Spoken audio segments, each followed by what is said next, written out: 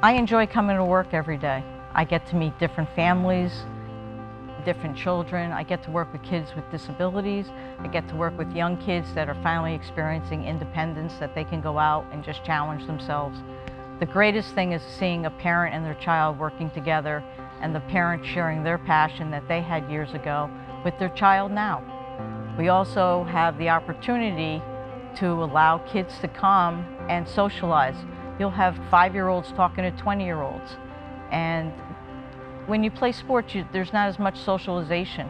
What's truly remarkable is that kids get to see other people's backgrounds and experience them and realize that they're no different than anyone else. The coolest part of diversity is that people come here and the language they speak is their sport. They truly meet people from different backgrounds. There's no judgment. I have kids that have special needs. I have people from other countries, and there truly is no color barrier here. We have a flow here, and it provides kids to express themselves in their runs, but still following rules. There's etiquette that needs to be had at the park for everyone's safety and for everybody to achieve their runs to accomplish the skill set that they're trying to get. The kids acquire integrity building skills that they can accomplish so many things as an independent person. They learn how to set up their equipment and check in and make sure it's safe. They learn what ramps are the progression that they need to be on to actually achieve the skill. There's a saying in the action sports community: if you don't provide an action sports complex for the kids or a skate park, that the community becomes their skate park. This park is so important to the community because it allows the kids to know that they can always come here.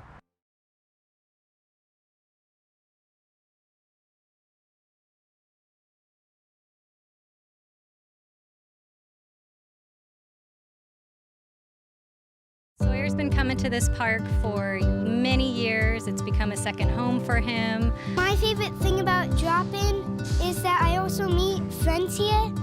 Her name's Kaylee. She teaches me tricks. Cindy means so much to our family. She's been here and provided this skate park, which is a safe zone for my son, who's 8 years old and been skating here since he's been, I don't know, 4, 5, something like that. It's been a great place. My kids, every single person out here, all the skaters have always been taking such good care of my kids, and it's just been a wonderful opportunity. Cindy's one of the nicest people I've ever met. She maintains the skate park very well. She takes great care of all the kids that come here. She respects everybody. When she takes care of people, she really means it. She doesn't just do it just to do it. She comes from the heart.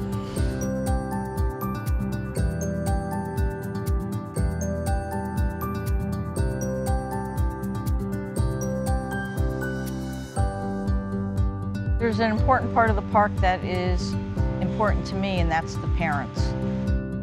So I have a daughter with special needs. She has some spastic issues that make it difficult for her to walk, but she's able to ride a scooter, and she can come here and practice and do what she is able to do.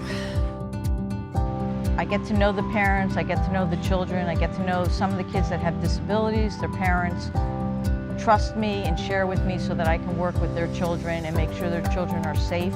Coming here has allowed her to hang out with other kids, to give her some exercise in a way that she finds that's a lot of fun. And she can hang out with her brother and see the great things that he can do here too. We won't stop coming. It's been a sport that Sawyer's been able to excel at and grow, and it's amazing.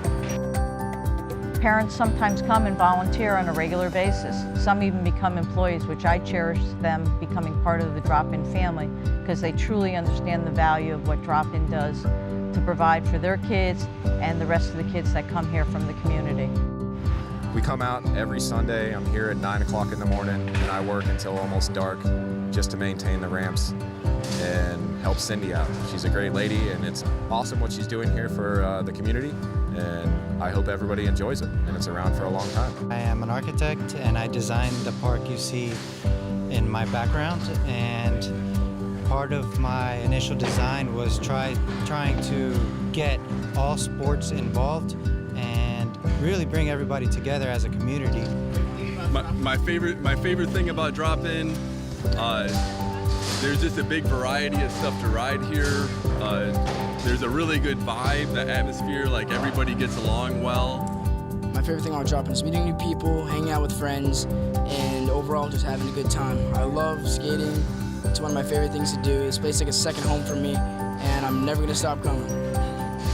Cindy is a great person. I always look forward to her every time I get to come here. She's always very nice, very welcoming, and she's very supportive of mine and my sister's riding.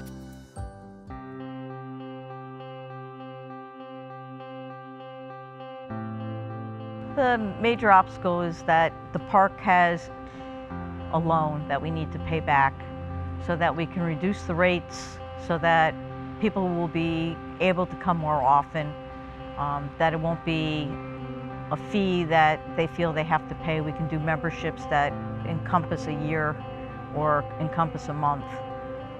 The key is also weather. Our finances are based on the weather. And the weekends tend to be our big draw because parents have the time off to come with their kids and spend time here or drop them off. It would be fabulous if we can develop an after-school program down the future that kids can actually come here, and it would almost be like we can provide the opportunity for them to just have their equipment here and get their homework done, and the parents could then pick them up after work.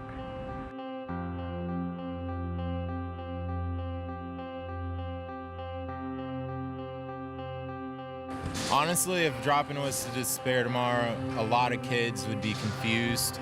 They wouldn't know what to do. If the park is gone tomorrow, I believe that there definitely would be a need for another place just like it, just because there's so many people that have gotten used to the park being here.